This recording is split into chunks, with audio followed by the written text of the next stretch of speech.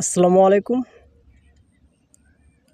দেখতেই পাচ্ছেন আমি আমার বেগুন গাছে সাইড ব্রাঞ্চগুলা কেটে দিচ্ছি।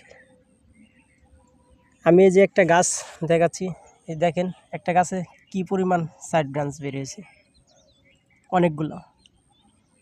এই সাইড ব্রাঞ্চগুলা কেটে দেওয়ার উদ্দেশ্য হলো গাছ খুবই তাড়াতাড়ি বেড়ে উঠবে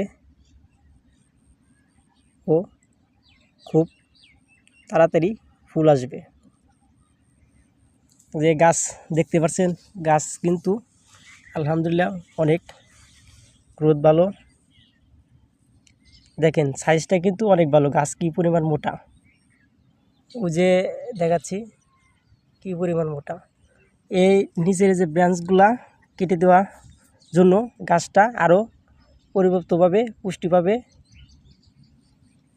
যে সার বা কীটনাশক যাই এর মধ্যে দেওয়া হোক, সব মূল গাছটাই পাবে, কোনো সাইড ব্রাঞ্চ নাই।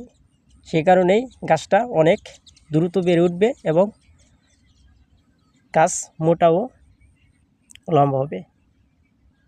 ধন্যবাদ সবাইকে।